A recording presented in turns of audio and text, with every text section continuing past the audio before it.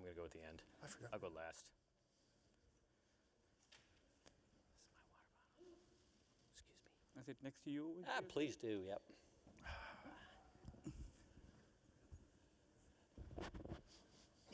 All right, they're piling in now. Here we go. Yeah. Thousands. Very good. Good afternoon. And welcome. You've made it through the day, right?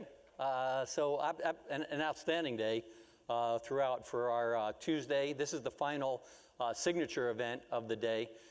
The real signature event is right after this, so we'll probably end early because that is the open bar or the beer reception down at the exhibition hall. And again, if you haven't been down to the exhibition hall, that's what it is all about as well for doing that. So with that, let me welcome you. Again, do you guys have the list of who we're actually traded by one. If you can throw the list up here of our members of our panel. But unfortunately, Amanda Gentry's plane was unable to make it due to the snowstorms that are currently hitting different areas there. But before I introduce the panel, my name is Guy Walsh. I'm the Executive Vice President of NDIA and Chief Operating Officer there in Arlington, Virginia. And again, from that perspective, NDIA, the parent company with NTSA and Admiral Buck, who run the ITSEC here. But it's all about creating exactly what you're seeing today, which is that dialogue between industry, between government, between academia, along with our international partners to be able to take on some of the challenges that we have out there. I am very fortunate today to lead this panel, which is all about breaking down barriers, okay? So no matter what job you or I have had in our entire career, we always had that opportunity to do good work, to exceed performance levels, and to create outcomes, okay? It didn't matter where you were, what level you were. But the idea of breaking down barriers was pretty much reserved and rest on the shoulders of the people in the leadership positions, okay? And that's our panel today that we're gonna do to close out a full day of leadership that started this morning with Secretary Duffy and the fireside chat with my boss, with the Honorable David Norquist, followed by the discussions with Mr. Bailey and Vice Admiral Buck. And so with that, we're going to close out with where the rubber meets the road with our Department of the Air Force. And so with that, I just want to take a few minutes to talk about why, again, I pay a lot of money to be able to moderate this. Number one is, if you were here for the previous conference, you get to ask the tough questions. You don't have to answer them. That's what their role is going to be today. But I've been fortunate to stay on here because, number one, thanks to Mr. Stevens, and thanks to where'd Heath go? So our team way over in the corner out there. But to come back and do this panel again, I had the opportunity and privilege of serving in the Air Force over a period of about 5 decades. And over that time, had the opportunity to serve in the different communities that we're talking about, the education and training community, the acquisition and new platform communities, the exercise experimentation communities. And so with that, the opportunity to actually sit on the stage with the leaders and the folks who are in that position now to be breaking down barriers to enable the warfighter and to enable industry to be able to do some of the things that are in the new acquisition reform and with some of the new experimentation and things that are there is absolutely tremendous. In the 1990s, I had the opportunity to lead the Central Instructor School for A-10 training and then eventually a Command and A-10 training squadron. In the 2000s, as the commander of the Maryland Air National Guard, I had the opportunity to stand up not one, but 2 brand new weapon systems, the C-130J and the A-10C, the all-digital model of the A-10C. And so that was a tremendous opportunity. And then after about a year in Afghanistan in 2010 and the beginning of 2011, had the opportunity to come on as a strategist for U.S. Cyber Command, and we stood up 2 Tier 1 exercises. The cyber flag exercise, so think of red flag out at Nellis, only with fewer wings, less thrust, but much, much faster, and a fairly big kinetic footprint. And then the cyber guard exercise, which was what I call the home game. How do we the Department of Defense and the warfighters help protect critical infrastructure and protect our bases, whether at home or abroad. And so with that, what we want to do again today is I'm going to introduce our panel members. I'm going to let them introduce themselves and the roles that they play in here. We will go through Q&A, and we will have the microphones here. We'll ask a couple starter questions to get it, and then what I'd like to do is get the folks to the microphones. When the microphones are empty, we're going to release and go out for a couple beers here, and so that's what we'll do to move on. So no questions. Yeah. Let's not debate you too much. We're not asking questions. Okay, so I'm going to go from your right to left now. We have Mr. Rod Stevens, Program Executive Officer for Training. And you probably saw him on the stage earlier this morning because he's the co-chair for our ITSEC this morning, with the Air Force being the lead portion there. Next to him, we have Mr. Dennis D'Angelo, Executive Director for Air Force Lifecycle Management Center. And then we have Dr. Gaurav Sharma, who is the Chief Scientist for the 711th Human Performance Wing at AFRL. So with that, I'm going to start in the middle. Mr. D'Angelo, I'm going to turn the floor over to you for opening remarks. Thanks, General. I'm Denny D'Angelo. I'm the Executive Director, as the General mentioned, for the Lifecycle Management Center. We're responsible for basically 26,000 people who are used to help the PEOs accomplish their mission. Either that will be through OT&E, the Organized Training and Equip function, or actually managing budget. We managed about $426 billion last year, but I want you to know all that money passed through my fingers and went right to the PEOs where it was really executed. We are responsible for looking at, as far as this conference would be concerned, the digital enterprise we want to stick together to help the PEOs execute their mission, such as the cultural changes that we'll probably talk about later on today, the digital enterprise and how we develop the digital tools, the digital strategies that will be used for acquisition, and the digital training that we'll do in the future as well. We're also really responsible for looking at small business and how we integrate small businesses into our acquisition process, and that is to integrate them without making them go bankrupt either, which is usually one of the things that we have a tendency to do. We tend to make the systems a little bit hard to operate sometimes, and that's difficult for small businesses. So we'll help them navigate that. We'll also work to reduce that bureaucratic issues that are associated with that, as you heard by some of the other speakers that were earlier in the conference. But I want you to realize I don't have a lot of money, but I do have a lot of ability to integrate, right? The money that I would use would be the money that I would take from the PEOs that would be executed in their business. So we have a very special way of trying to find enterprise solutions to issues with a very limited budget in the way we do that. Now, that's not to make you feel like you can't come to me, because I'll do the integration that makes it all happen. But I want you to know that we're really focused on the organized train and equip and how we prepare the PEOs with the right skill sets for the right mission at the right time. And we want to do that every time that we can possibly make it happen.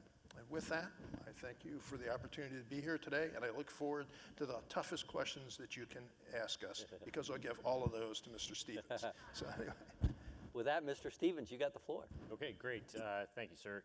So Rod Stevens, PEO for Training, assigned to the Air Force Lifecycle Management Center, so one of the 26,000 members that Mr. D'Angelo represented. I have the great pleasure to be a teammate to nearly 1,500 people within PEO training that is across 4 divisions, and I'll talk a little bit about them here momentarily. Stationed, for me personally, out of Wright-Patterson Air Force Base, Ohio, where headquarters LCMC is located at, with teams at Hill Air Force Base and Tinker Air Force Base, respectively. So what I am responsible for is, again, working with my teammates to deliver a material solution to fulfill warfighter requirements. Those warfighter requirements range from producing pilots for my Air Education and Training Command teammates with our Legacy Training Aircraft Division, where a very newly minted second lieutenant learns to fly as an aviator in the T6 before they graduate on to a T-38 and before they go on to their respective flying training units. So our Legacy Training Aircraft Division is responsible for predominantly ensuring that those aircraft are available to fly, both from a supply chain management perspective and an OSS&E, operational suitability and engineering perspective. To that end, those aircraft are aging. Our T-38 is over 60 years old, so 6 decades old.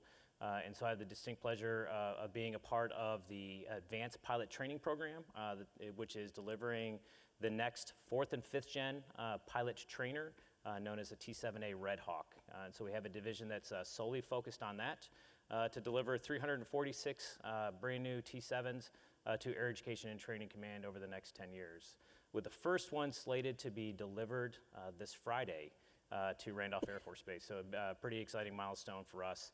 That program in itself as well has its own simulator known as a ground-based training system, which has a live virtual constructive capability embedded in it as well. More in tune to this conference, I have 2 distinct leaders here in the room. I'll start with one in the far left. He must be closest to the door to head for the beer. That is Colonel Nick Faronic.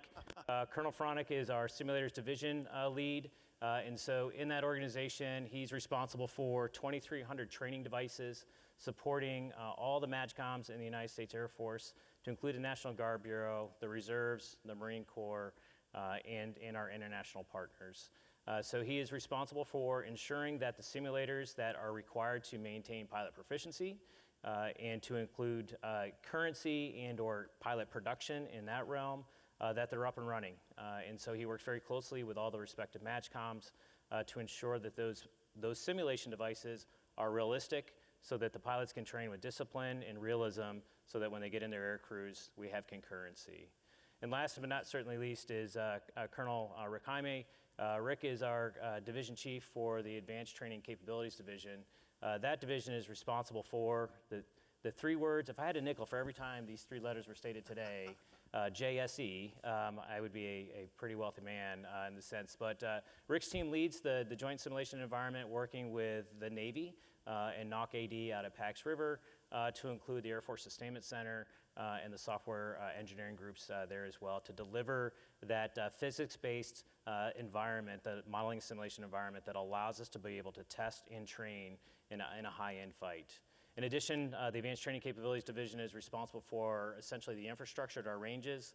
In the previous panel was mentioned about the couple of ranges that we have, and ensuring that we have the ability to emulate the threats on the ranges within with what our intel community can provide us and what capabilities we have, but providing those emitters to the ranges so that when the air crew are flying over the ranges, they're flying against an adversary. So of those 4, again, we are focused on mission outcomes as we continue to deliver capability to what I'll broadly call as the warfighter. We heard Mr. Bailey state earlier today that acquisition is a warfighting function. I agree with that. We have to have that warrior ethos mindset that Secretary Hegseth has charged us to do. But our mission outcome is to deliver those capabilities to ensure that we're producing the pilots that the Air Force needs, and to ensure that those pilots have the proficiency they need should they ever be called upon. Very good, thank you. If you have not had the chance yet to read The Arsenal of Democracy and the Acquisition Reform, it's on the NDIA website. It's available a lot of places there, but and obviously there's a lot of dialogue in that, because it impacts all over in terms of each of the different, from the leadership teams on down. So before I let Dr. Sharma introduce himself, I did a little bit of background research, so I want to just share what he was doing before he came into federal service that I think you'll find a little bit interesting or amazing. So Dr. Sharma co-created and led NeuroLife program to develop groundbreaking neural bridging technologies that helped a paralyzed individual regain control of his hand using an implanted brain-computer interface. His work, spanning high-impact publications such as Nature, Nature Medicine, has earned more than 20 patents, multiple R&D 100 awards, and national recognition across the DoD, industry, and academia. Since joining the Air Force, he has advanced AFRL's cognitive neuroscience portfolio and established a $5 million Center of Excellence at Columbia University and guided the development of next-generation neurotechnologies. So that was his little side gig before his federal service. With that, Dr. Sharma, it's all yours. Thank you. And I'll add that the reason I'm here at AFRL, the reason I joined civil service is I attribute that primarily to the work that I did with that young individual. He was 19-year-old. He graduated high school, went to the beaches of North Carolina with his friend and dove into a sandbar and broke his neck. That left him completely paralyzed, chest down. So when I was working back in industry and in collaboration with Ohio State University, we developed a neural bypass where we connected his brain directly to his arm and gave him control back of his limb so that he can use it to grab bottle, drink water, and do his activities of daily living. And as I was working on that project for 4 or 5 years, working with that young individual who was just 20 at the time, and he enrolled in that clinical trial, knowing very well that the technology that we are developing may not mature enough in his lifetime for him to be able to use it, take it home, and there are so many risks. You know, any surgery is risky. Putting a chip inside your brain is extremely risky, and he took that risk in the spirit of giving something back to mankind, right? And that changed my perspective in life, that there is this young guy who is basically devoting his life, and what can I do as an engineer? As an engineer, you know, you don't get many opportunities to develop a technology and then see it in use in quick time. But working on that project gave me a sense of mission, that you can do more with what you know and apply it and make a change in someone's life. And then, so when the time came for me to move on, joining civil service, working with Air Force, with AFRL, and doing something for our war fighters was an obvious choice for me. So here I am. Thank you for the invitation. Sorry for I was in there. And I'm very happy to be in this esteemed company of my colleagues here, sharing my thoughts on how we can bridge the valley of death using science and technology-driven innovations in modeling and simulation. So I'm a chief scientist at the 711 Human Performance Wing at Air Force Research Lab.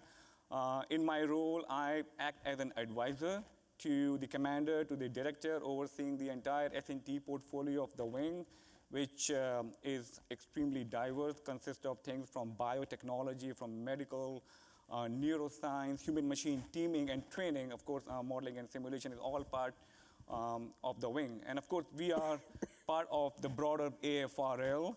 And AFRL, for those of you who don't know, is the research arm for the Department of the Air Force, responsible for developing the science and technology breakthroughs for our airmen and guardian. So I'll start my comment by sharing an observation that I've been hearing, and I'm sure you all are hearing for the last few years as well, on how China is becoming like a peer or a near-peer adversary for the U.S. Now, and you know, I think there is a lot of truth behind it. China is rapidly modernizing its military, advancing in technology, making rapid progress there, and even in non-conventional warfare. I'd say that some people would actually argue that China is no longer a near peer, but it is the United States' peer defense adversary and a long-term strategic competitor. Now, our previous AFRL CIO used to argue that the one thing that our adversaries have the exact same amount as we do is time.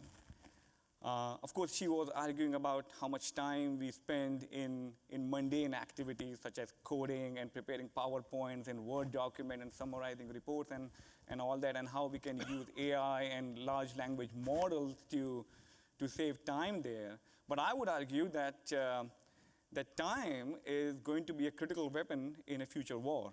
And we at AFRL are using modeling and simulation to really compress the time and space and give our war fighters and decision makers those capabilities, test them, field them, and give them those capabilities that will give them a decisive advantage, not just on the battlefield now, but also in shaping the future capabilities. So as I mentioned, I work at the wing, and we are focused on modeling and simulation, focused more on the human and the training ecosystem, but I would be remiss if I didn't say that modeling and simulation is an enterprise-level activity at Air Force Research Lab. So For those of you who don't know, AFRL has many technology directorates, TDs, and each of these, or many of these TDs are using modeling and simulation in their own respective fields. So at New Mexico at Kirtland, we are using modeling and simulation for space and directed energy research.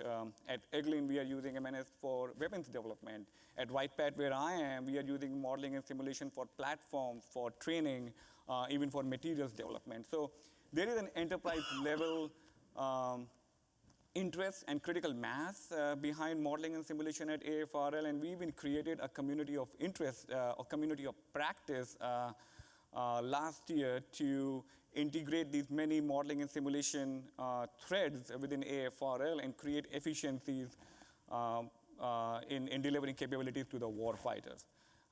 Back to what we do in modeling and simulation and training at 7-Eleven. I'm sure some of you have heard about the Modeling and Simulation Integration Lab, or MISSIL. MISSIL to us it's a tool, it's a technology, it's an integrator. And if I put my industry hat on, where I spent a significant amount of time, I'd like to think of MISSIL even as an incubator.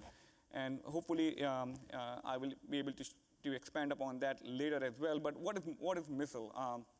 So MISSIL is a multi-scale and a multi-domain virtual modeling and simulation infrastructure that we are creating at AFRL with three main goals. Number one is promote interoperability.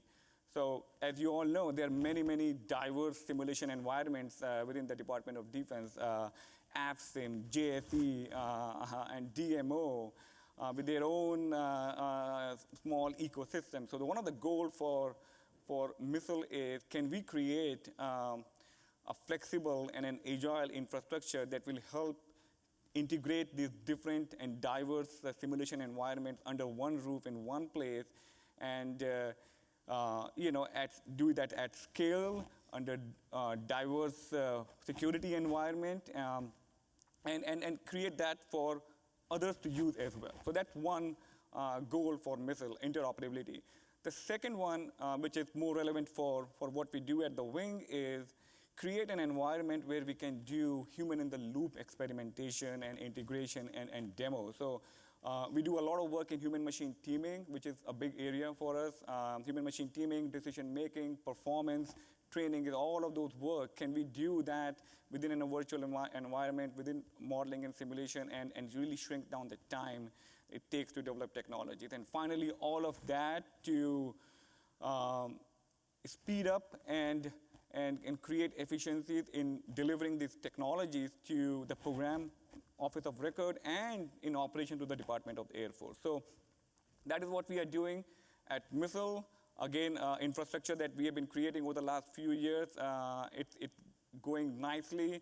The last thing I would say is that as we develop and mature the modeling and simulation infrastructure at AFRL, we also see gaps in our capabilities, for which we will need partners and industry to step in and help us mature those technologies, both on the science and technology front, but also on the integration and expansion. So I will leave it at that, but I'm very excited to be here. The last thing I would say is that if you want to learn more about the modeling and simulation at AFRL, we have another panel that we will be participating on Thursday morning. My tech leads who are here in the room will be there, so I will definitely encourage you all to check out that panel as well. Very good, thank you.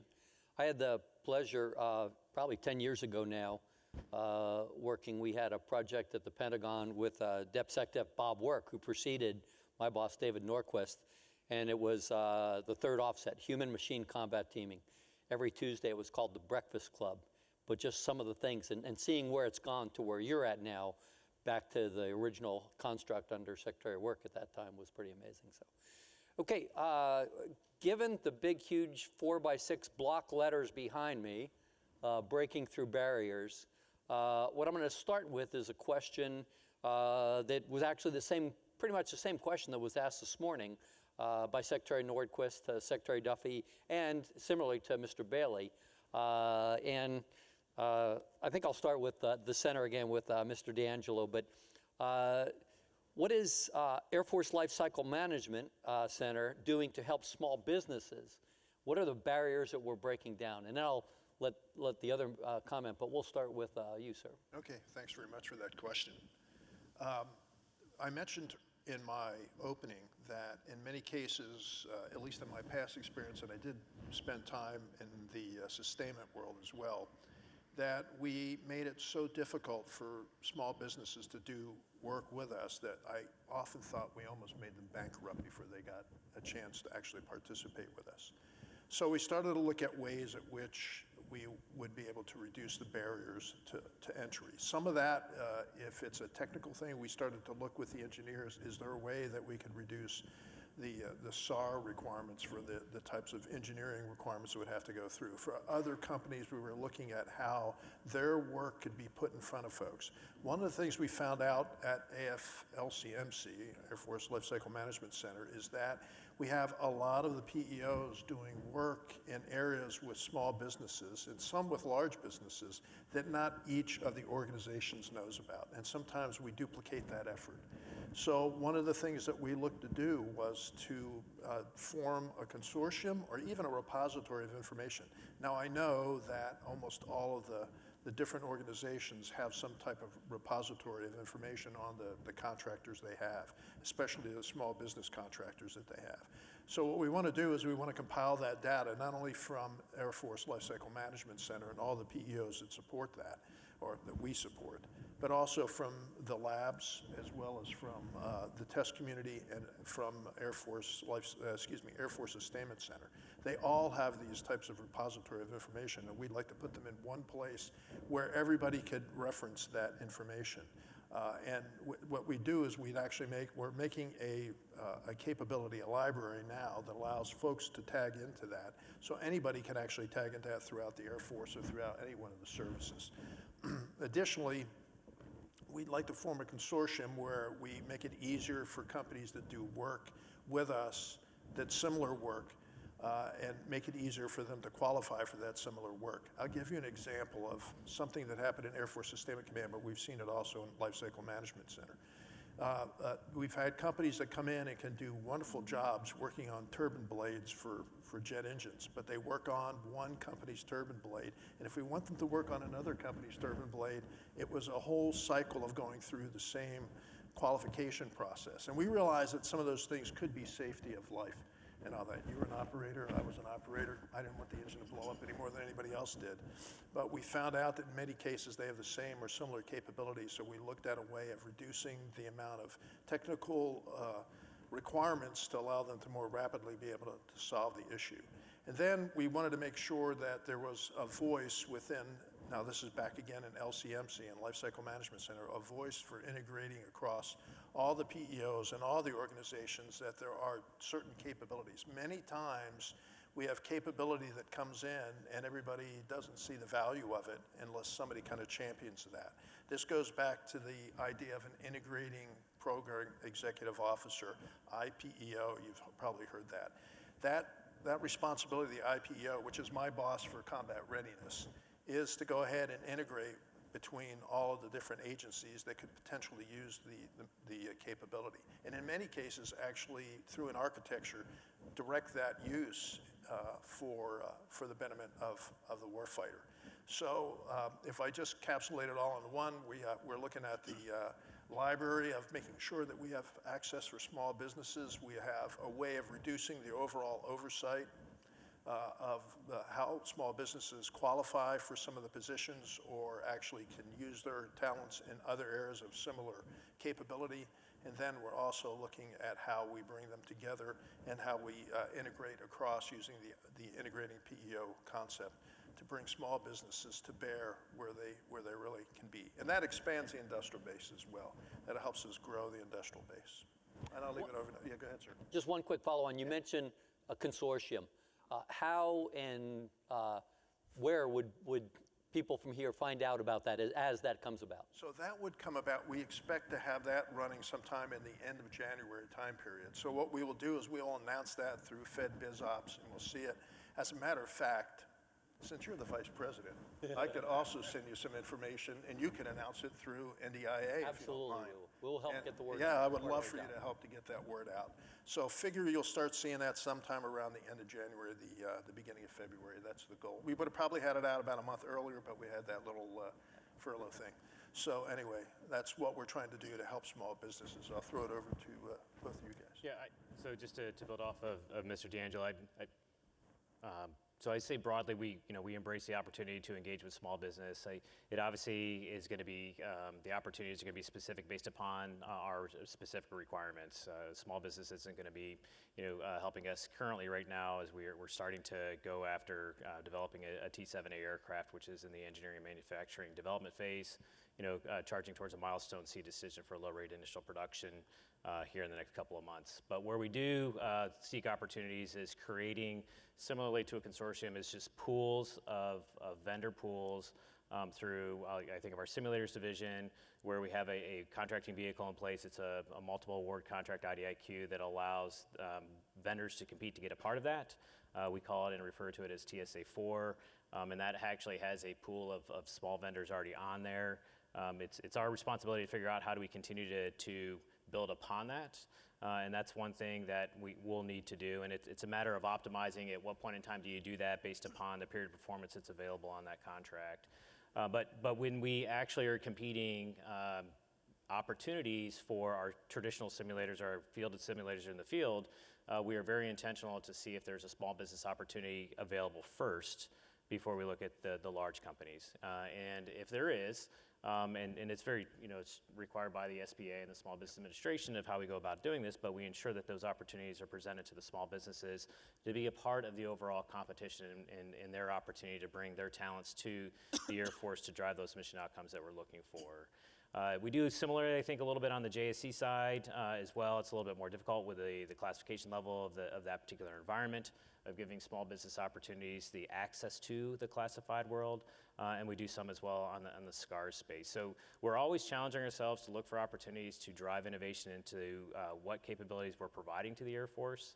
Sometimes that is constrained based upon classification levels or what you're actually delivering, but we're looking for those opportunities. As a teaser, tomorrow we're going to talk a little about 8:30 tomorrow. There's an Air Force acquisition update with PEO training. It's going to focus on the two divisions, WNS, our simulators division, and WNR, our advanced training capabilities division. And in that, we're going to talk a little bit about what, one, the opportunities that exist within those two respective mission areas within PEO training, and then two, what we're looking to do to drive more of an enterprise integration and to build off of either consortiums or CRADAs to give opportunities for businesses to come in with those innovative ideas that we have the means then to try to achieve the ends that we're tasked to do. Very good. So let me, in the previous panel with the training education leaders, General Quinn highlighted the importance of the new trainer for the Air Force and AETC. Sure. But give us a share of what your type priorities are over the next 3 to 5 years. Sure, yeah, thanks for the question. So yes, first and foremost, T7, where it is absolutely imperative for us to field the T7 in the safest and most expeditious way possible for our AETC teammates, to include the ground-based training system, the actual simulator. We won't lose sight of that. Initial operational capability, August of 2027. So just over less than 2 years away before we have to have that there. So that is one thing I think about daily. The other things that we need to get after are aligns to the Arsenal of Freedom strategy that Secretary Hegseth has charged us with through Secretary Duffy, and that is truly embracing modular open system approaches on how we deliver capability. And again, we're going to talk a little bit more about this tomorrow during the Air Force acquisition update in more finite detail, but it's how do you actually start to, one, sustain simulators in a way, or modify simulators in a way that embraces that open architecture. There's a standard out there known as SCARS, a Simulator Common Architecture Requirement Standard, and so that particular capability that's out there, one, has opportunities to make your cybersecurity resiliency more robust. Two, to allow us to be able to deliver simulators in a more adaptable and scalable fashion. and how we do that across all the simulators, regardless of the the major weapon system, and regardless of what MAGCOM it's a part of. So that in itself is a priority for me. Along with JSE, the JSE environment has been mentioned many a times today. It truly is going to be a game changer, not only in the world of tests, but also the way that we do training. And they have its own common architecture, GSI, that I don't know what stands for, but I'm sure there's many in the room that do. But there's an open architecture out there for that we're driving towards. So it's open architecture, it's the T7 program, and then it's trying to find ways how we can actually get after more commercial solution offerings, and working with the partners in the previous panel was Mr. Sheehy, A35. So he's who we work with to worry about the authority to operate. So how do you connect systems to the networks? And so how do you manage the risks? And what do you do in that space? And so we want to take in commercial solution offerings that are out there, but they also have to be cyber resilient. And so it's how do we do that? And then lastly, it's just how do we look at things differently through different approaches outside of the Federal Acquisition Regulation. In alignment with Honorable Duffy, he has charged us to figure out ways to do that. The program acquisition executives are intended to have more authorities, and those authorities obviously will come with a lot of other work that was referenced by Honorable Duffy this morning. But how do we embrace those, and how do you apply those to PEO training? And so those are some areas that we're really interested in. That theme came out loud and clear throughout most of the briefings this morning from leadership about empowering at the lower levels to be able to do that. Mr. D'Angelo, to add? Yeah.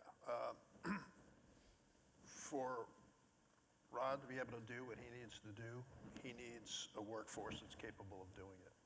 And that is a sole responsibility of Lifecycle Management Center, to go ahead and do the organized, train, and equip functions to give him the resources he needs based on the new guidance that we've got. So I would say within the next 3 to 5 years, our focus will be on how we implement the new structure that's being actually worked on today and throughout the next couple of weeks, and how we are able to provide those resources and train those resources. We've got some, I'll use the word that was overused at every place else, but it's the most true word, which is culture. We've got some cultural issues, right? For the last 20 years or so, or 25 years, we've been in a situation where taking risk was not actually something that we did very readily. And now we are thrust into a situation where the peer adversaries that we have will require us to take more risk in the acquisition community, but still limit the risk to the operational community when those assets are fielded. So we have to change the viewpoint on how we do business within our training and how we use use modeling and simulation, to tell you the truth. There are many places I believe that we could use modeling and simulation to go ahead and see how we could speed up the system to provide not only the resources, but to help acquire the weapon systems more quickly than we do today. I would even go back to some of my old roots and say that from my director of logistics standpoint, they are looking at modeling and simulation to determine exactly what the impact is to the depots as you move to new CCAs or the collaborative combat aircraft. If it's said that you won't need so much repair work on those, then is there some other avenue that those depots will be able to do in the future to capitalize on the capability that exists? And that is where we need to work with our brothers in the sustainment world, in the acquisition world, and determine how we might look at resourcing them with the appropriate manpower and the appropriate tools.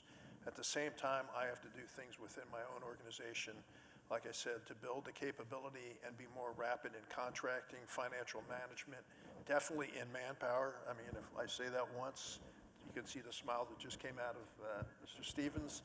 That is one of the areas where we have the most difficulty, and we're looking to speed that process up, but still keep it equitable and fair and make sure that we have the right people in the right place. And finally, I'll rely on Wendy Walsh to help me in the future, but she'll help me get a better idea on how I should use the tools that she's developing in AETC to help me train my people to be the best that they can be, so when I offer them to the PEOs, they meet the need at the time of need. So that's how we're working over the next 3 years.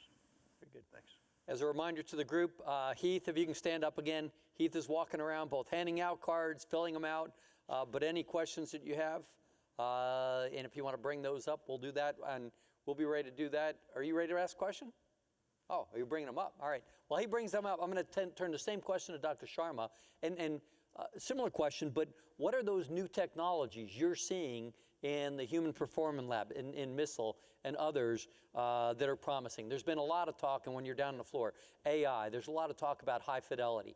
I grew up in every vinyl record I had said high fidelity on it, right? That is probably not the same thing. So can you talk us through what are really what does that mean to us now when we're talking about it's high fidelity? What does it mean to the person that's getting the training and utilizing the systems?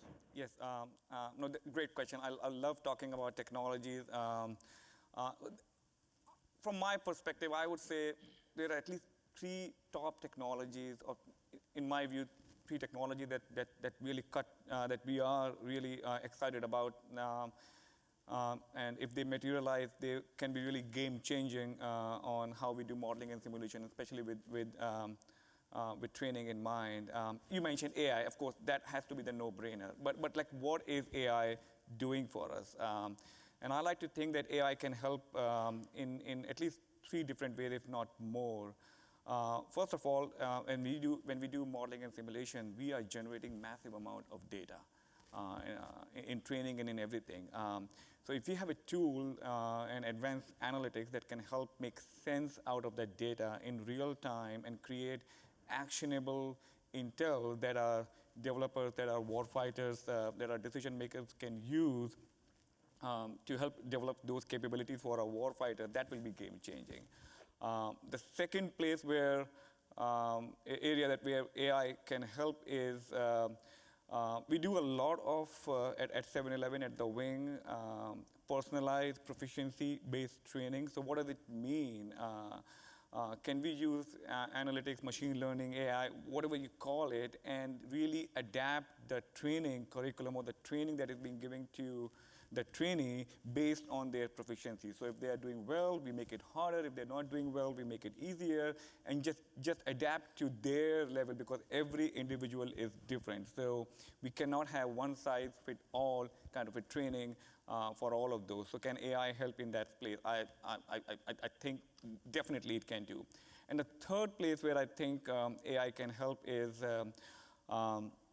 something that I mentioned earlier in my opening comments about the toil, code generation, for example, and creating new virtual environment for JSE and others. A coder, a programmer will sit and spend weeks and months doing those, whereas we now know that tools such as LLM and others can do that very quickly. So that's another area where I think AI can really contribute and really shrink the time that it takes to develop those capabilities. The second emerging technology, again, as you mentioned, is all these immersive technologies, AR, VR. I'm blown away when I come here and I see what's out there and what industry is doing. We work with ITSEC a little bit on the VR, but these technologies are developing way faster than we have time to comprehend what they're doing. But I think, if you can just condense and compress a dome-based simulator into a goggle and put that on, and maybe in the future you put EEG and neuroscience and brain mapping, that can be a game changer on how we train, and cost saving as well. So that's another area that I'm very excited about. And the third one, which may come as a surprise to you, is quantum. Again, I'm thinking a little bit long-term on what quantum can do for us. But as you all know, again, modeling and simulation is a data and a compute intensive exercise. So a technology like quantum that has the potential to shrink down that compute time can be another game-changing technologies. Now, AFRL has investments in these areas. So for AI machine learning, we stood up a research cell called Act 3 to lead some of those development, but I think that's an area that is ripe for us to be working with industry. Quantum, our partners at AFRL in Rome, New York, are leading the way in quantum, but there is so much that is unknown, and that technology holds so much promise. that I think we will be looking for partners if we have to make a dent and use that technology. So those will be my top 3 technologies, emerging technologies that I'm excited about. Of course, there are others, that technologies that we still need to work on and develop as we mature the infrastructure. For example, cloud, multi-level security, digital engineering, that really forms the fabric of what we do in the modeling and simulation, and there is a lot of improvement that we need to make on that front. So those are the technologies, one kind of technologies, I would say. Then on the other side, there is still room for S&T-based improvements that we at AFRL, my team at 7-Eleven is leading, and I know others are doing as well, on 2 things. One is on standards. I mentioned different kind of simulation environments. We're coming together. Everyone is creating their own version of AppSim. We need some standard if we want to make rapid progress. So there is room for innovation in that area. And the last thing I would say is we wouldn't know if these technologies work or not work if we don't have a way of objectively measuring the performance improvement or the time saving that we get when we use these technologies. So those performance-based metrics that we need to develop to objectively measure the impact of these technologies. Are we really saving time and cost?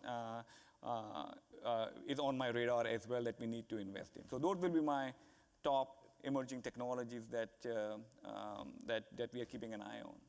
General, before you go to the next question, I'm going to do something that we don't always do. We're going to banter here for a second. Yeah, please. So one of the issues that we see is that as we move into the new technologies, the cultural divide gets wide, right? You'll have early adopters, then you'll have like no adopters, right? They don't want it at all. When it comes to AI, and I'll use AI as only one of them, this is really a softball for you, so don't worry. So anyway, when it comes to AI, how should we address teaching our people that AI will actually help them in the process of freeing them to do the jobs we actually hired them to do, rather than making them do jobs like data mining or data development and all that? Is there a way that we should be approaching that using the tools that you have, or Wendy, if you have tools in that area, to teach us so that we can teach our workforce to embrace the change rather than to resist the change? Sorry, General, but I want to know. Perfect. No, that's a great question. Why, thanks. I went to a conference once, and it was about AI, and the theme there was, is AI going to take our jobs?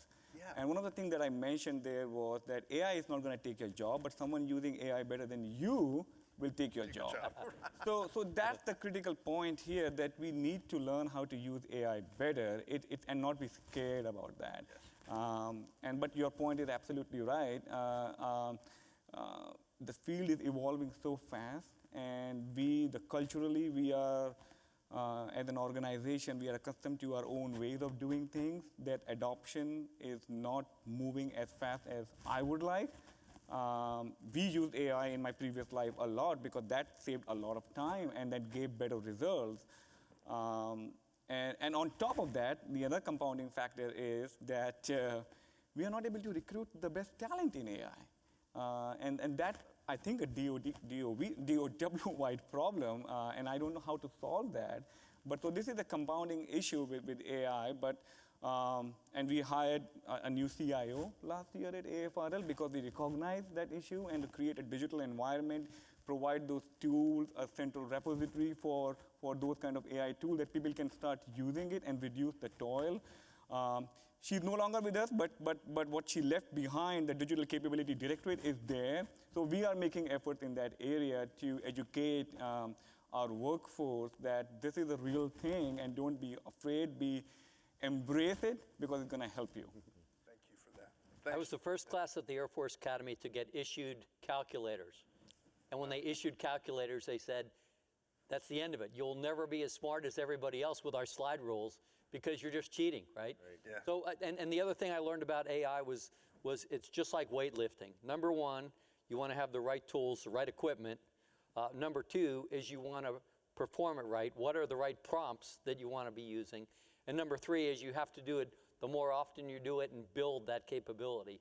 And those were the three. So, and again, that was a great. So this is almost a personal question, but I think it probably affects some of the folks in the audience.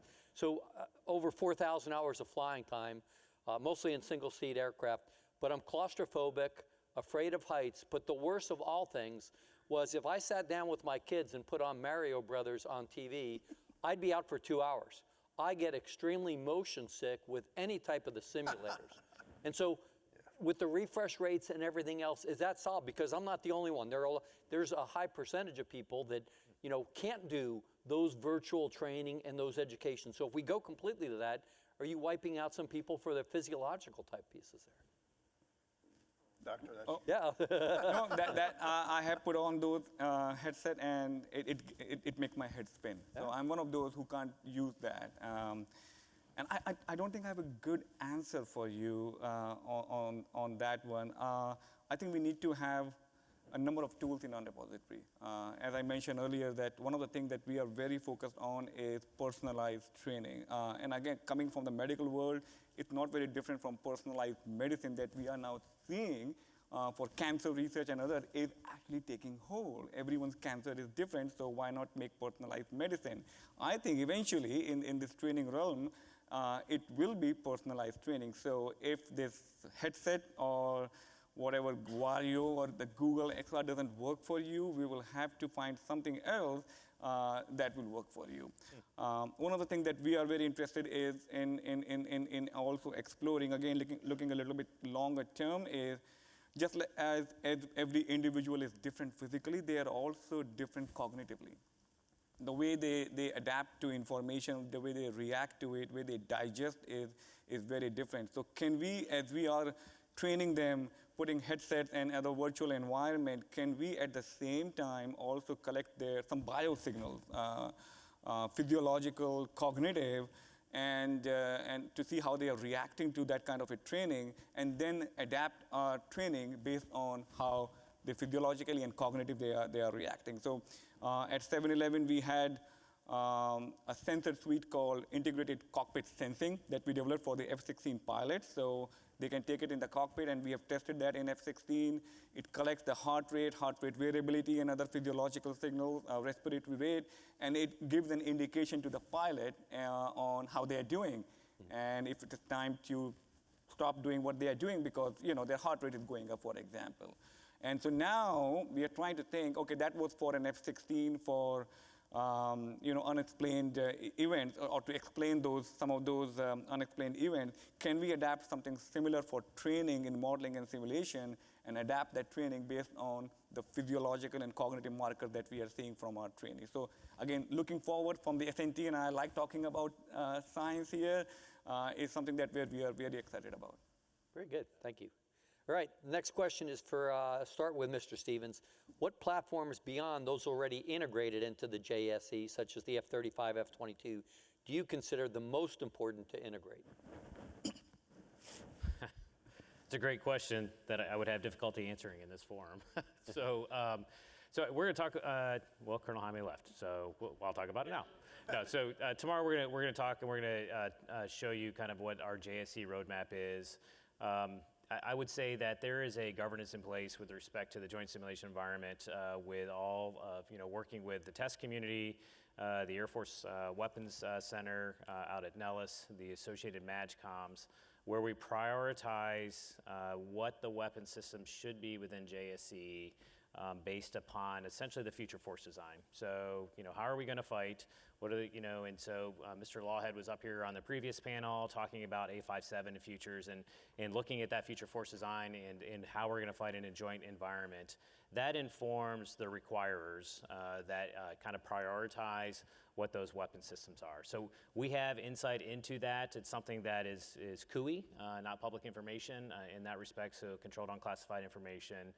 But we work closely with our operators, and again, in the theme of what Honorable Duffy was saying, what Mr. Bailey, my boss, was saying, is we are working closely with the operators on what makes the most sense based upon the operational outcomes that we're trying to drive, In the case of the JSC, it's going to be informed by the future force design and where the Department of Air Force, and then working with our joint sister services of where we need to go and what fight we need to emulate. That informs the JSC, and then we go after it in that respect.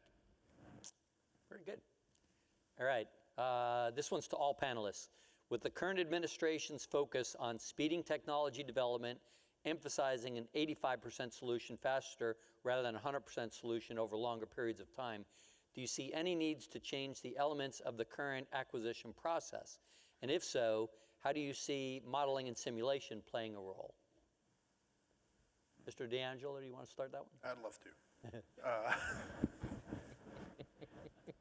All right. As far as, I'll get to the modeling and simulation. I think there was a lot of discussion this morning that talked about the fact that there are certain areas where you could take risk and other ones where you could. We heard even the Space Force, Major General Smith basically say, hey, there's probably places where you don't want to take risk, where you would put risk to the individual. Okay, so safety of flight will be probably still paramount in what we do, but there are places that we can take risk in how we look at how we speed up the acquisition process. And a lot of that risk, as Mr. Duffy had said, that we would move that towards the acquisition side and smartly do that. I think there are places we can take risk. Matter of fact, I was surprised they made it so doggone high. I thought they would abide by the Colin Powell 40-70 rule, which would say that if you have less than 40% of the information, you're shooting from the hip, and you shouldn't.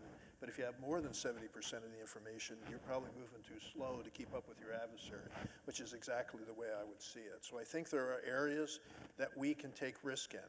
I could probably take risk some in my in how I bring people into the organization in my human resources piece. I can definitely take risks to speed up getting the right people in on there, and we're seeing that now. We might see some training loss that we have, but I think I'll get the right people into the right places. How then would this, if I did this with FM and the rest, I could probably bring the capabilities that, let's say, Mr. Stevens needs, the information that he needs through the people he is working with to get to a risk assessment that will allow him to do that. I think that AI is going to have a big piece in that. I think it's going to be a huge piece, and that's some of the things that I have to do is build a digital culture that allows me to bring AI into it, which is exactly the reason why I asked you on how I overcome the cultural biases that are against that in many cases. But I think AI will be an opportunity for us to actually accelerate the ability to look at where we can take the risk, and when we can't take the risk. I imagine quantum will help me even more in the future, perhaps. And all that. I think those are the things that I need to bring into the system to do that.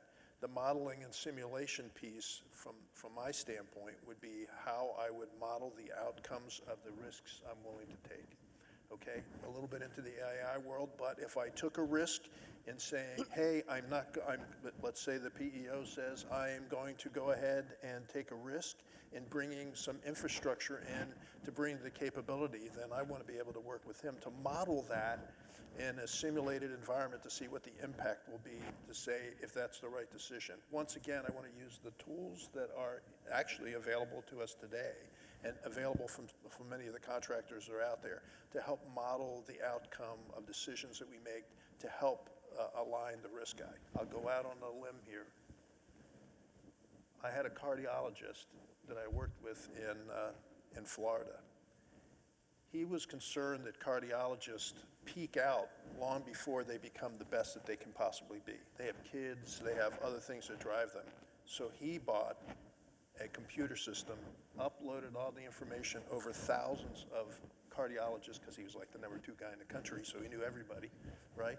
And he uploaded that, and he would sell that capability back to guys when the time came to make decisions. So if your cardiologists have to be someplace, let's say, in the middle of nowhere, I won't mention what places they would be, but that person might not have had the opportunity that others would have. You could compare his his ideas and concepts with how the computer would see it based on the thousands of bits of data that were in it. I think we're going to have to do the same thing in the risk management. We bring that capability to bear. If he did that 5 or 10 years ago, there should be no reason why we don't do that today to help reduce the risk of making decisions in the acquisition process so that we can bring warfighting capability to the warfighter fast. I'll give a practical example, the T7 program. So working very closely with AETC, and again, it is that acquire and operator conversation. But as the T7 program is going through developmental testing right now, and so as we continue to fly profiles in the real world and we discover an anomaly, something that doesn't go as what we predicted, we inform our AETC partners by running the model.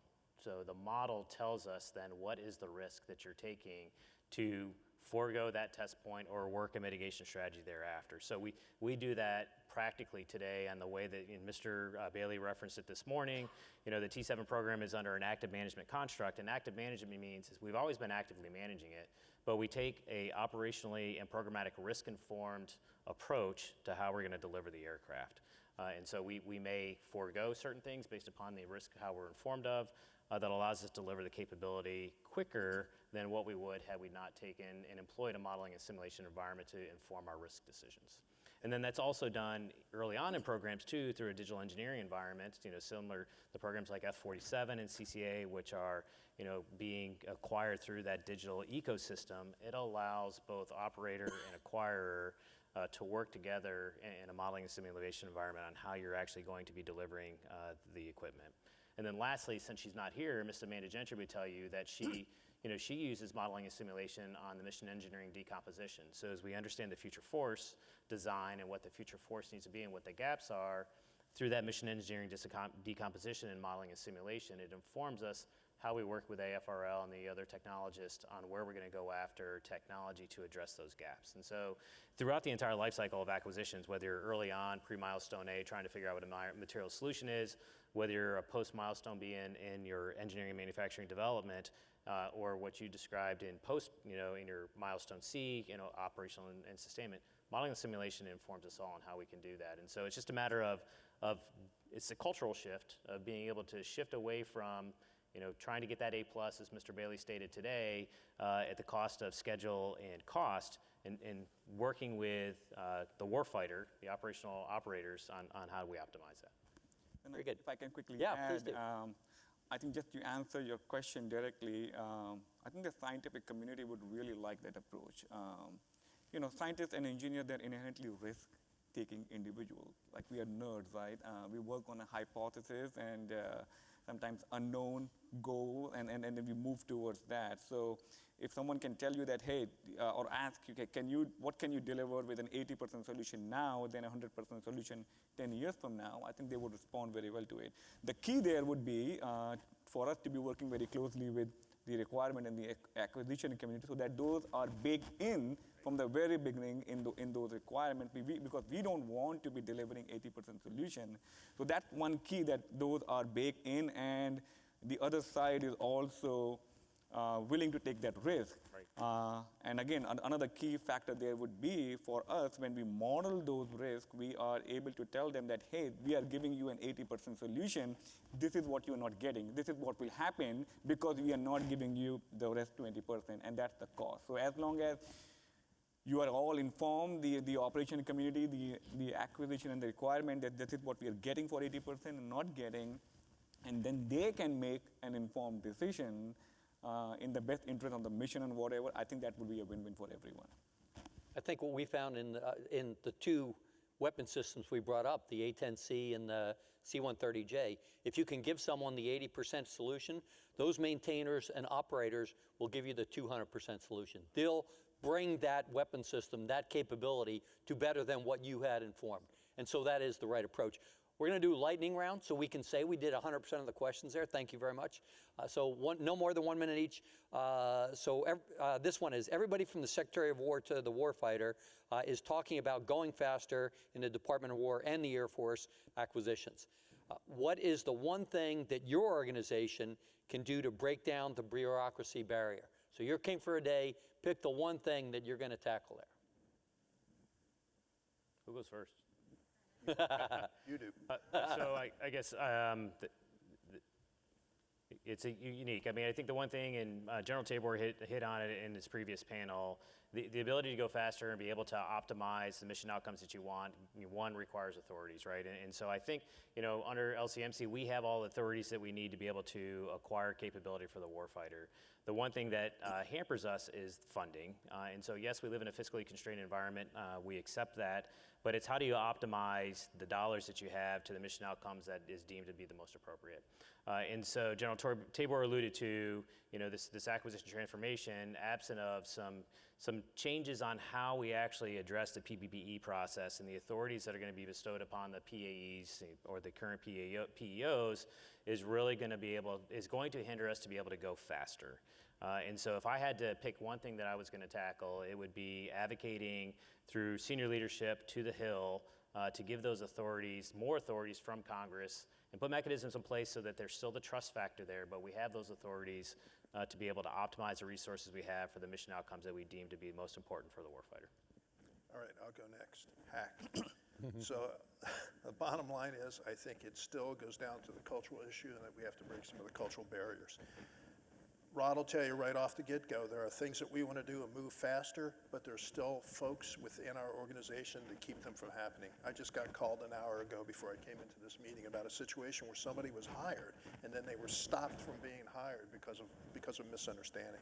So I've got to do a better job of breaking down the cultural barriers that are in all the stovepipes and make our folks focus on how we bring mission need to bear as quickly as we can. And I think that is going to take it won't take time, it's just going to take some hard thought in how we do that, and it's going to take focus from senior leadership to do that. And reward when the risk is taken and it plays out, and also tell folks that we might need to correct your thought process so that we can move faster. I think it's a leadership issue that we'll need to work on. Over. And I'll add a little bit on the cultural side, but I'm going to look internally because I think these gentlemen addressed the external thing really well. General Bartholomew, our commander, he very rightly said that the real game-changing, needle-moving technology that will come out of AFRL will not come out from the individual technical directorate. It will come when we combine the weight of the lab and integrate those different technologies coming out from the different TDs into one and then move the needle. And I think that will take a cultural change on how different TDs in different geographic locations come together to work as one enterprise, one entity to deliver those capabilities. And we are working on that. I mentioned several examples of this enterprise level, whole of a lab approach.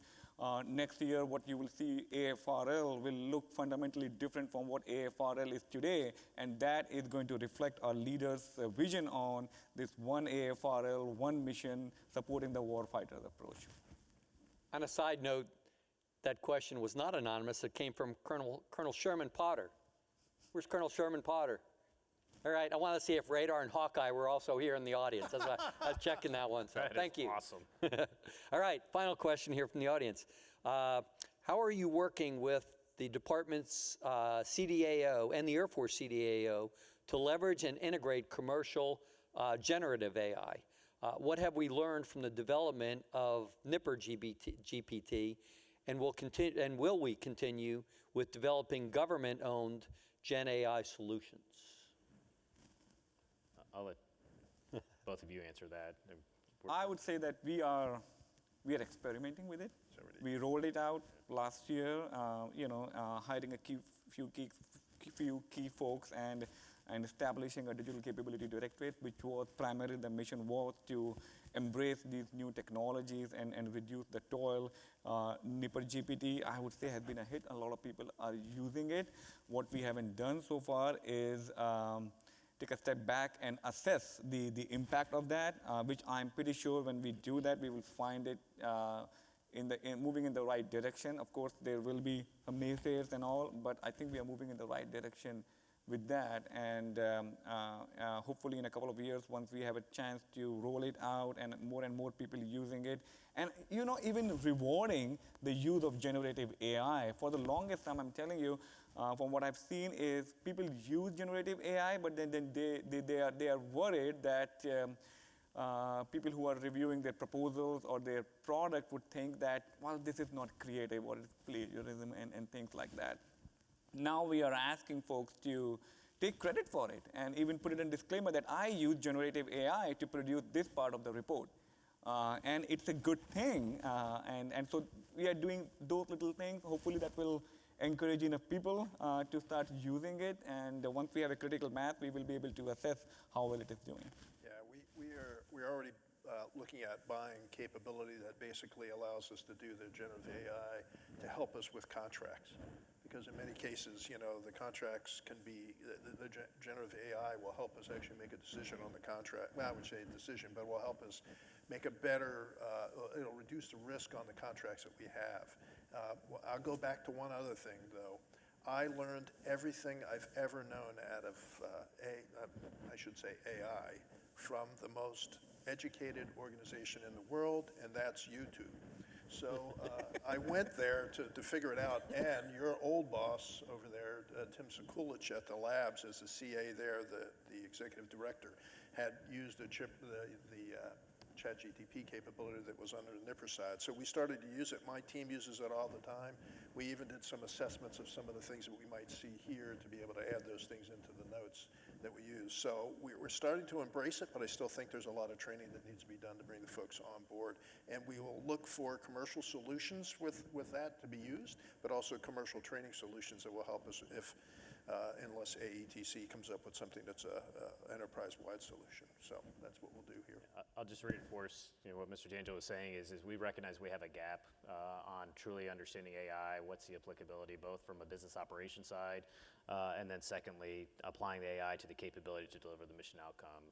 So internal to PEO training, we're neutrally, again, by not hiring because resources are constrained, taking the resources we have and creating a team to help us scale. I'll say scale AI. With what scale is still to be determined because there's a lot to do, a lot to learn on how we can apply that in the resources that we use to do that, whether it be through the organizations that were referenced. Any closing remarks? Anything that we didn't cover that we should have that this audience would like to know from your group? I'll start, I guess so we can go left to right, I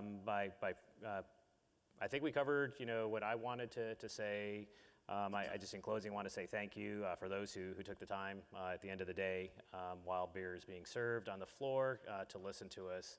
When I came, I'm 1 year into the job, I failed to mention, so the former leader of PEO training is in the audience, Colonel Retired Carlos Quiones.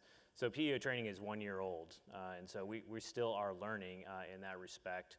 And when I first got immersed into ITSEC, this is my first time being at ITSEC, I'm a hyper-focused mission outcome individual. And I'm like, well, what are we gonna get from a conference? I wanna focus on delivering T7s and delivering simulators and JSE.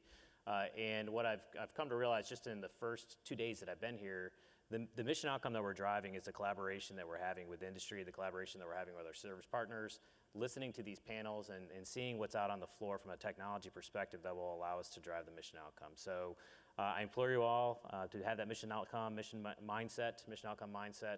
So this has been great. Thanks for listening to us. And again, as a teaser, tomorrow, 08:30, PEO training, Air Force acquisition update.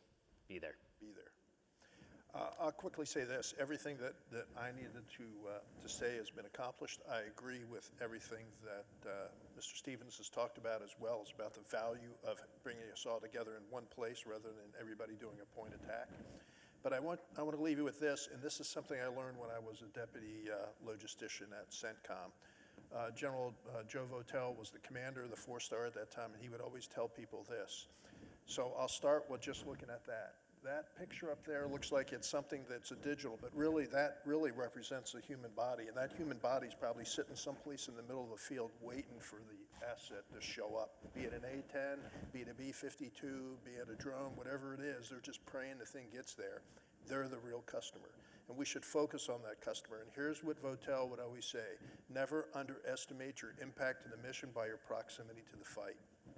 I'll say it again like a preacher. Never underestimate your impact to the mission by your proximity to the fight. Everyone in this community here who's here with us today or was in this organization called NDIA is responsible for making sure people come home.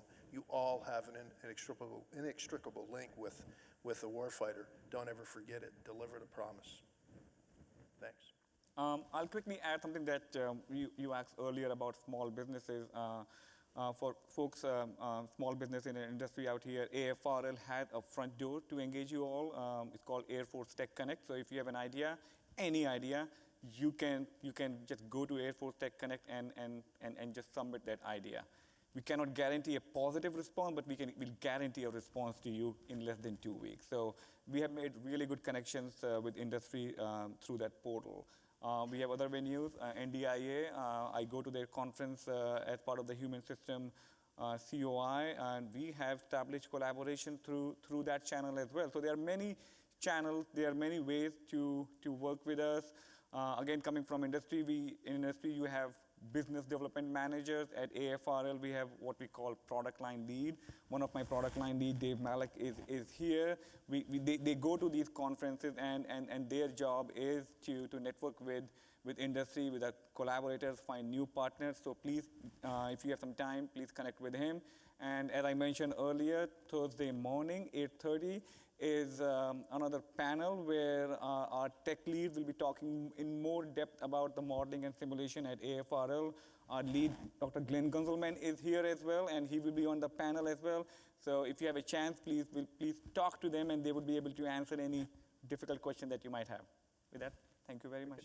So you will see in January, I will work with Mr. D'Angelo. We will make sure NDIA is helping to push out and get the word out on the consortiums. You will also see in the January, February timeframe, the vital signs report will come out, the health of the defense industrial base. We had close to 1,700 participants. Next year we will hit 2,000, which, as many of you know, is statistically significant. But more importantly, that is actually the document that was sitting in the hands of Secretary Hegseth a couple days ago, that David Norquist briefed to the House Armed Services Committee a while ago. But that is your voice, okay? So that's important. I want to say thanks to our folks on the stage here, again, for what you're doing. I no longer have skin in the game, but I have DNA in the game with my son still flying airplanes. And so thank you for your leadership. Thank you for breaking through barriers. To the audience, again, thank you for being here. Please make sure, again, Guy Walsh, tell Sean Buck, tell Rod Stevens, tell Heath, wherever he is, that I did a great job moderating. Bring him back next year, and appreciate it. Thank you again. 4 stars. Thank you.